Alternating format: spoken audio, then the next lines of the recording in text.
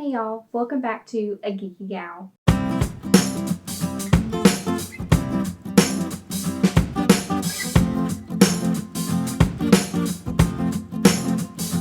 If this is your first time on my channel, my name is Megan and my channel is all about geeky lifestyle, gaming, and fashion.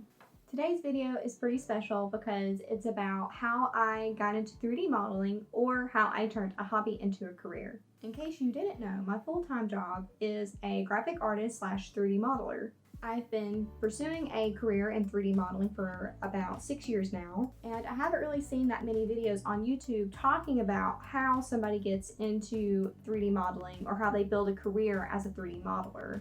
I noticed on my last Twitter poll for YouTube video ideas that this one was the second most anticipated video, so I thought that the next big video I would do would be all about how I became a 3D modeler. The first thing I'm going to cover is, did I always know I wanted to be a 3D modeler? And the answer is no. When I was little, I knew I wanted to be an artist. I loved art, I loved drawing, I loved painting, I loved anything to do with being creative. When I was 6 years old, I got my very first PlayStation and I discovered Spyro the Dragon, which became my favorite video game as a child and opened my eyes up to a different kind of art. That art being 3D models. Now, when I was little, I really didn't understand what 3D models were or how game mechanic works. I just knew how much I liked video games. It wasn't until I was about 13 or 14 years old that I really started to understand that games were an art. Knowing that I wanted some kind of career in art, I started by taking every art class that I could starting in middle school. When I was in middle school, art was an elective, so I made sure that I took it any chance I could. When I got in high school, I realized that every year I could take art.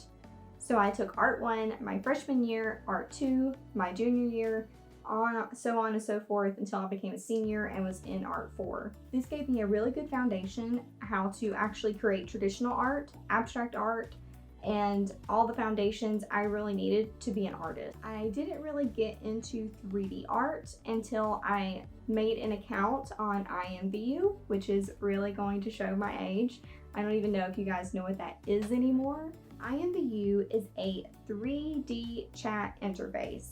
And basically, you would create a 3D avatar, put them in a 3D environment, and you would talk to other people across the world. What ended up drawing me into IMVU was after I created my avatar and got into a 3D environment, I found out that people were making their own clothing and their own environments. And that really got me into thinking, how can I do that too? How can I do that? So I found a couple of tutorials inside the forums of the website telling you how to get started as a creator. IMVU creators don't make real money. Whatever money they make are credits that can be spent within the website itself. So I started by following some of the tutorials that I found in the forums. There weren't too many YouTube videos about making that kind of stuff at the time. I'm sure there's literally millions of videos on it now. But I was digging through these forums and finding like short little tutorials where they weren't like really exposing the secrets of how to model or how to texture things to make it look realistic. They were just giving you the absolute basics if you wanted to make your own stuff for IMVU. So I started by taking models that were already created and they were inside of the IMVU storefront. So I would go in and I could purchase that model that I wanted to use for my store.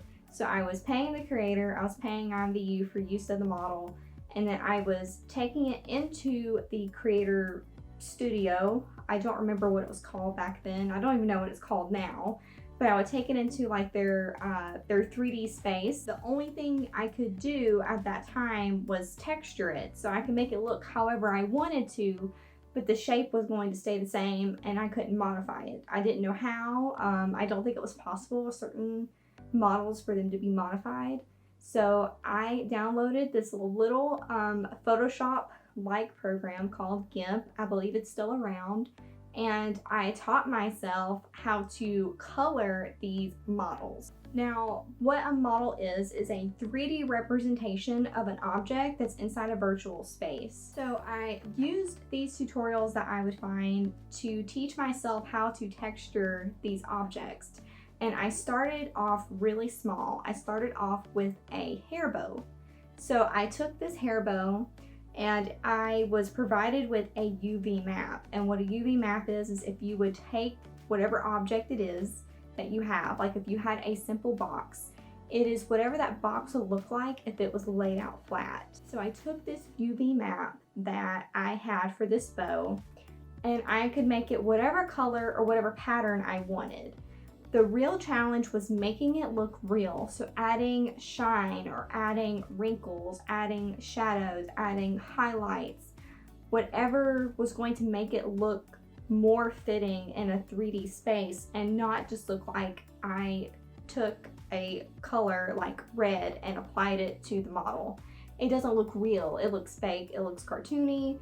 It just doesn't look good and it doesn't sell either. The main purpose of me making these objects wasn't to sell them, but it was just because I wanted my avatar to look a certain way, and some of those things were not available in the store space yet, so I thought I'd make them my own. So I started off making these things for myself and for my friends. So I started off with these little hair bows, and then I started making t-shirts, and then I started making furniture. And keep in mind, I was not actually making the 3D models. I was taking somebody else's model from the store and simply texturing it to look like however I wanted it to look like. Eventually I got in a pretty good practice and my friends were pretty pleased with the things I was making them, so I started taking requests for my store, and I had a few here and there, mostly for furniture, but I felt like I was really starting to hone this craft and got really excited and started building my own environments.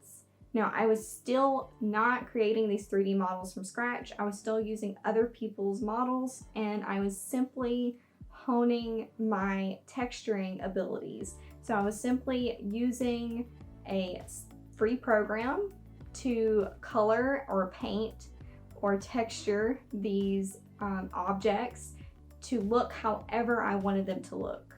So I really enjoy creating these beautiful 3D environments for my friends and myself. And I didn't know if it was something that would ever come to fruition, if I could ever actually make money from it, but I just knew that I really enjoyed it as a hobby. And it wasn't something that I stressed myself out over, but I did keep a notebook of ideas of things I wanted to accomplish. Like I had themed environments. I would take somebody's environment, texture it how I wanted it to look, and then I would go in and find furniture pieces that I thought would go well in that environment, and then I would texture those furniture pieces. So I'd have like this theme of a room that anybody could purchase. When I go back and look at some of that stuff now, I realize where I could improve my texturing abilities and where I could make things look more real. But for somebody that was just starting out, it was pretty cool to be able to like bring those little visions to life, even though I couldn't create the models myself yet. So after high school, I had taken all of these art classes and I had dipped my toes in with IMVU with kind of, you know, texturing these 3D models and feeling my way around, trying to, you know, figure out what it was that I wanted to do. But in reality, I still didn't really know what I wanted to go to college for. I didn't know what kind of career I wanted. And so I thought, well, after senior year's over, I'll take a year off, I'll work, and I'll do some research, I'll visit schools, and I'll figure out what it is that I want to do. That didn't quite work out for me. My parents kind of put their foot down and they were like, you're going to go to college and you need to decide something soon. I ended up touring a few schools. One of them I toured twice because I just wasn't sure if it was what I wanted or not. One school I went with my dad and we left. We left in the middle of the tour because I looked at him and I said, this is not what I want. I can already tell there's nothing here that works for me. And he was like, all right, let's go take pictures of the football field and then we can go. Because he was huge. He's still a huge sports fan, but he was a huge fan of their college team. And I was still really stuck. And I had a lot of pressure around me to figure out what it is that I wanted to do, where I wanted to go. And unfortunately for me, I went to a very small high school. My personal experience was I did not get informed about how college works. I did not get informed about scholarships. I wasn't informed about student loans. I didn't understand the process and I wasn't ready. What ended up happening was I saw a commercial for a well-known art school. They mentioned game art and I thought, well, that sounds really cool. I love video games and I love art. I sent them an email and I heard back immediately from a student advisor. That's what they were called when I went. It was somebody who was coming to recruit you to come to the school. The student advisor sent me a packet and they were like, we'd love to hear from you. We do have a test that you have to take, and there are some preliminary things that we do require. I believe they needed my ACT scores. They needed some transcripts from my high school, and that was about it. I took a little art test just to show them that I could draw, that I had some basic foundations, and then they basically are like, here's the loan, sign your name. And it was very stressful being that young and signing my name on a loan that I didn't quite understand. And I definitely didn't understand how much money I would owe at the end of the degree. I really didn't. Do I regret my college loans? That's kind of a hard question to answer. For a while I did regret it because it was very hard having such a huge chunk of money that I worked really hard for go out the door. The good thing about this degree though is that it opened so many doors for me. In fact, if I didn't have this degree, I wouldn't have the job I have now and Alec wouldn't be here with me. That's something else I don't think that I've touched on, but Alec is from Ireland and we had to go through immigration for him to get here.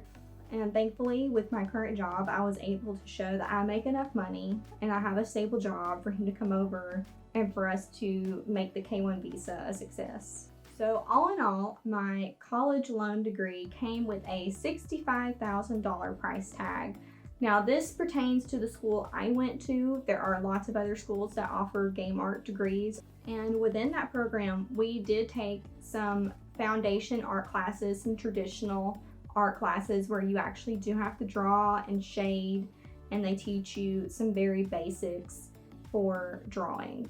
What is so different about art versus game art is they took us through storyboarding for a video game. So we actually sketched out some storyboards, and what I mean by a storyboard is they are panels for how an action would take place or how an event would take place. So we were taught how to storyboard and how important storyboarding is to any animation or video game or movie, anything that involves 3D art, because you want to be able to show natural movements and things that the watcher or viewer is going to be able to tell what is going on in that scene in a 3D perspective. We also went over the entire pipeline of how a 3D model is created and then animated and then put through a rendering process. A rendering is what you see at the end of this entire pipeline. It's the final product. So it's everything. The model is textured, it's beautiful, it's ready to go. Then the animation is perfect, it's fluid, it looks natural. And then it's in the environment where the environment is textured and lit. And then it goes through a rendering and it spits out this beautiful, perfect end product of what the viewer sees. On top of the traditional drawing classes, we also went through some animation classes with other people that were going through an animation degree. So there were several different degrees going on and we would cross classes with each other. So we also took animation classes before we even started modeling. So they would give us provided models that were already rigged. And what rigged means is that the model has these bones and joints. They're, obviously not real bones or real joints, but it's a system that's been put in place for you to move these characters in a natural and real life kind of way. So we took animation classes to learn how characters move in real life and how we use everyday examples to make our characters move more naturally, no matter if they're humanoid or animal or not. Everything follows a natural pattern of how something moves. So we took 3D animation classes, and we also took traditional animation classes where we made a ball bounce, we made a person walk, just so that we were well versed in how things are supposed to look and feel when our audience views our finished product. And then we took modeling classes. A lot of times they would give us a prompt, or they would say, we need this, this, and this, and then they would give us a set amount of time to get it done. And then we took texturing classes where we learned how to texture, how to make things look and feel real, and how to optimize what little space that we had to work with or time.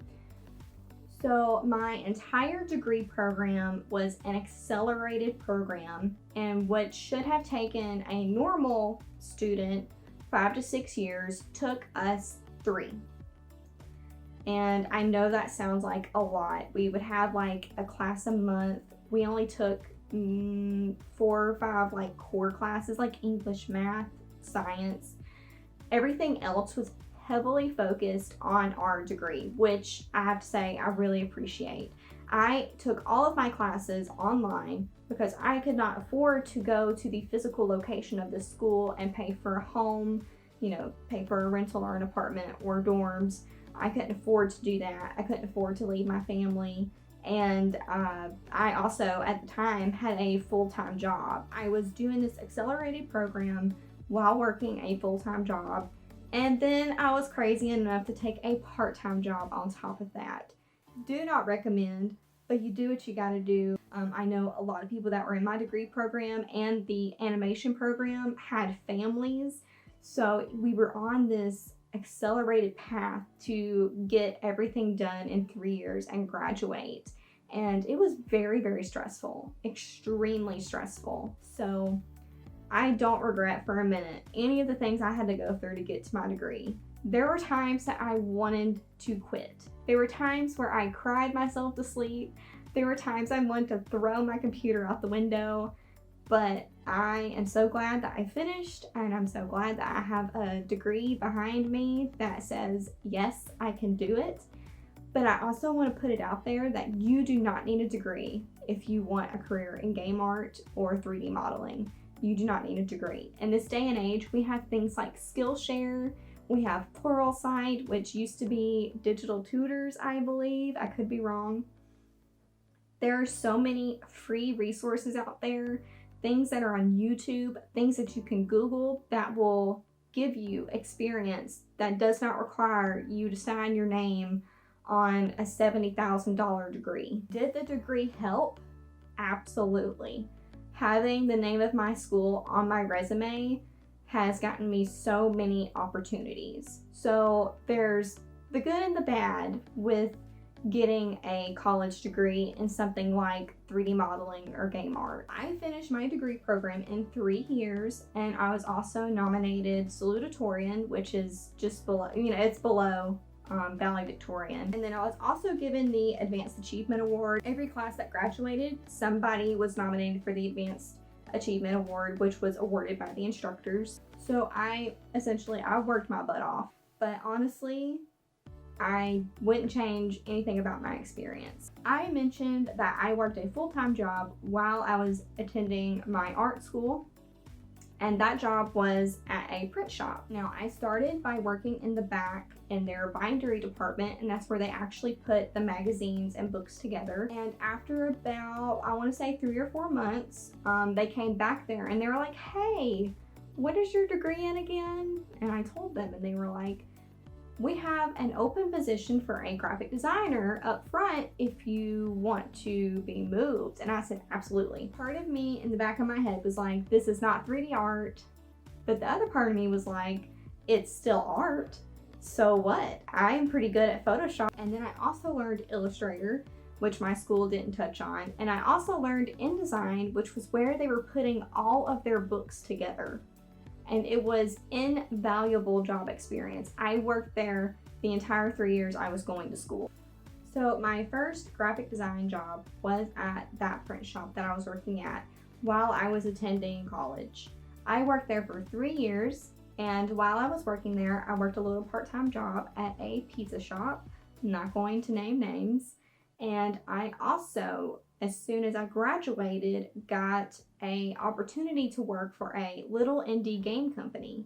At this game company, I worked there for about 9 months. We were all remote. I'm not sure if I'd call us employees or contractors. We were under a contract with him to create a single video game.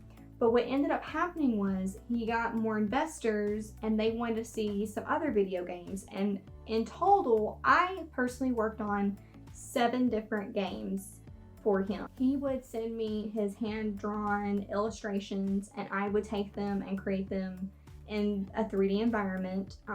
The one game that we worked on, that was the big one that we signed the contract for, was a D&D inspired 3D game that was going to be for PC. I also worked on a couple of button mashing games. One of those was going to be for charity. It didn't ever pan out, and I'll go over that in a minute.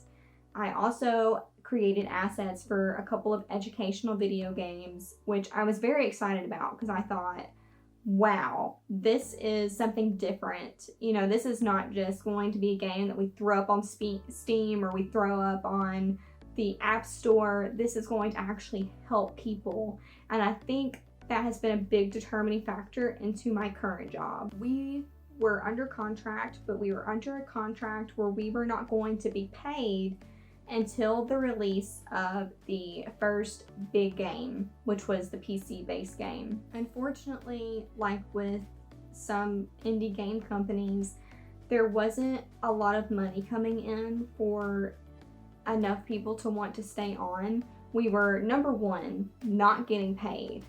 So all of this was essentially almost like free labor because we were all expecting a paycheck at the end.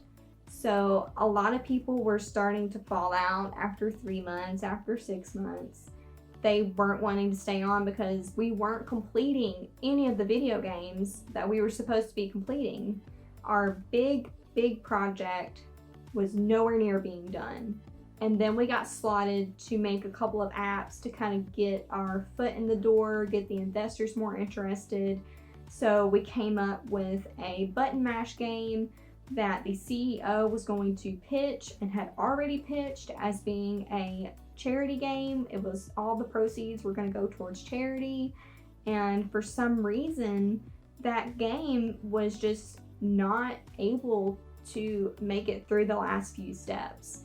We had programmers, and I'm not going to sit here and lie and say I know exactly what programmers do because I don't. I have a very brief idea of what it is that they do.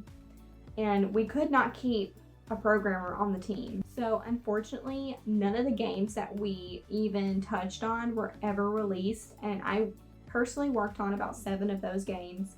And after 9 months, we had this big meeting with the CEO of the game company. And he basically asked us if we would keep going just long enough to get a game out. And everybody was like, okay. Yeah, we'll stay on until we get a game out. And I was okay with staying on until we got a game out. But I sent him a text after the meeting and I said, so how are we going to work out how we get paid? Because that was the end of the contract. And at the end of the contract, we were promised our paycheck, which was an agreed upon hourly amount. And we hadn't released a game. And he said, well, that's what the meeting was about. And I said, no, it wasn't. You didn't mention money, not once. You just asked if we'd stay on after our contract. And he was like, well, you're not getting paid. That's what the meeting was about. That was me telling you that you're not getting paid. And I was like, okay, well then I'm out because that makes no sense for me to stay on any other amount of time to wait for money that's not gonna come. But anyway, so I left print shop number 1 for print shop number 2. Print shop number 2 was a wide format print shop. And I thought, well, I know Photoshop, I know Illustrator, I know InDesign, I'm sure I could figure out wide format. And it really wasn't that big of a jump, but it was a bit of a learning curve because I was so used to small print. It was a really cool experience, and I felt like I really got to kind of spread my creative wings a little bit more in that kind of job. And the only reason I left that job is because a wonderful company in Missouri contacted me over LinkedIn and said, hey, we have a job that we think would be perfect for you if you want to talk to us. And I at first was very taken aback because I was like, is this real? Is this a scam? Who in the world would message me over LinkedIn for a job in Missouri? Like, who does that happen to? So I researched the company heavily, and they were extremely well known, well thought of by the community. And so I contacted the recruiter back and I said, yes, I'd love to know more information. And we chatted back and forth. And next thing I knew, I was packing all my stuff, leaving behind all my friends and family to come to this job to create 3D models for simulators. And I was super excited because finally I was putting my degree in 3D art to use. So for my current job, I wanted to go over a little bit about what helped me get this job. So I created a heavily thought out, informative resume on LinkedIn. I also spent time making a very pretty resume, something that would catch somebody's eye. And I also had a demo reel created. And this demo reel, unfortunately, was only made up of things I had done at university. So I didn't have anything original within that demo reel.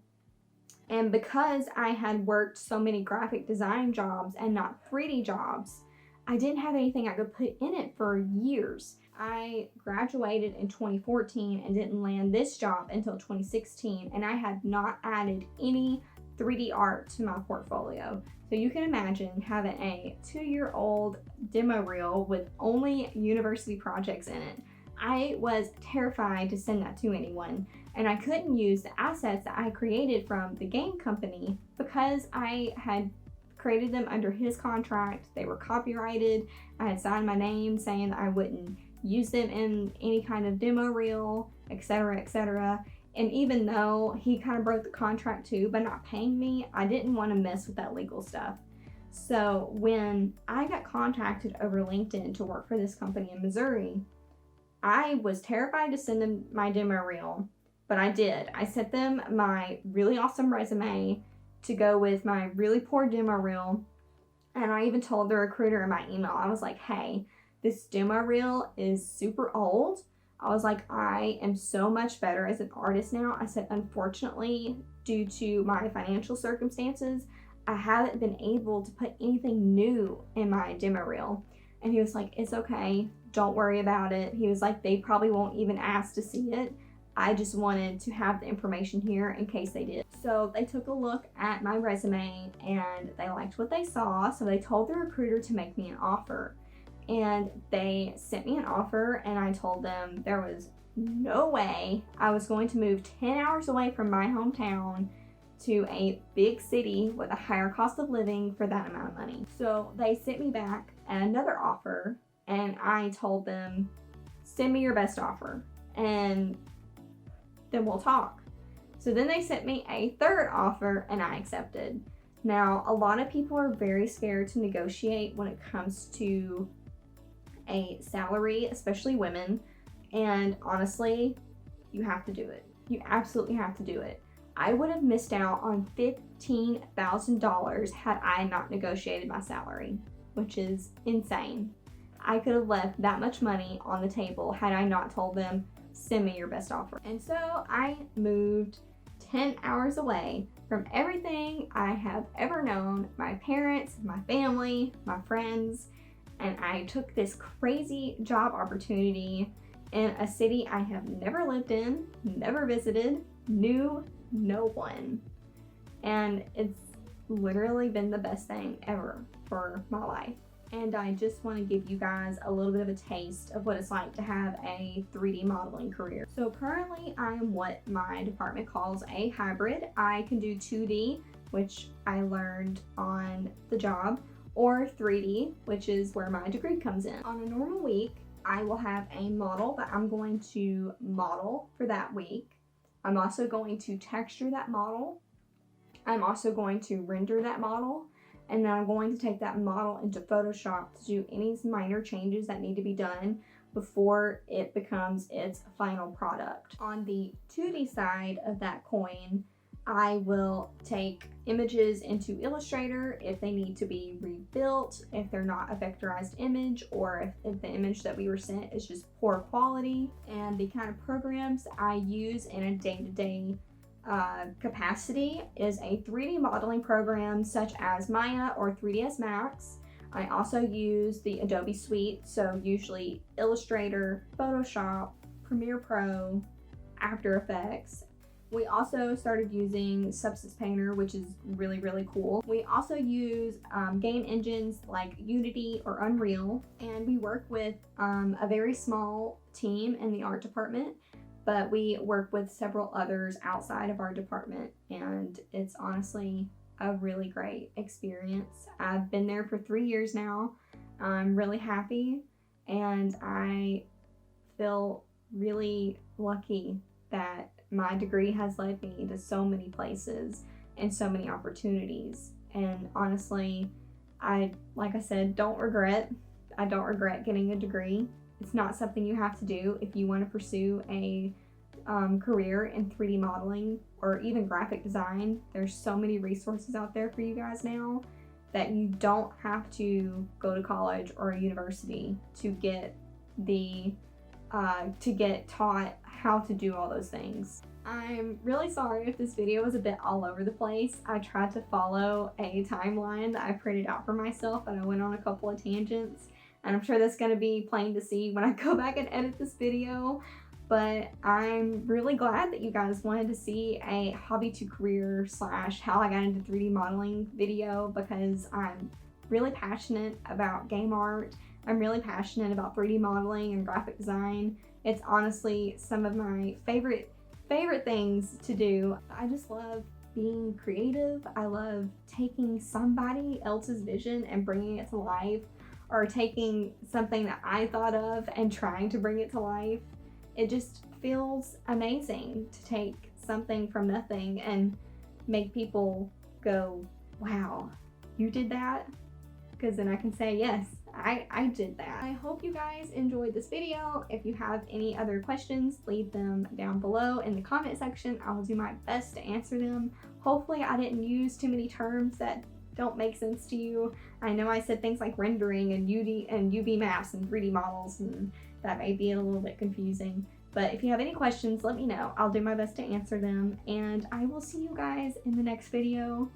And I hope you have a great day. Bye.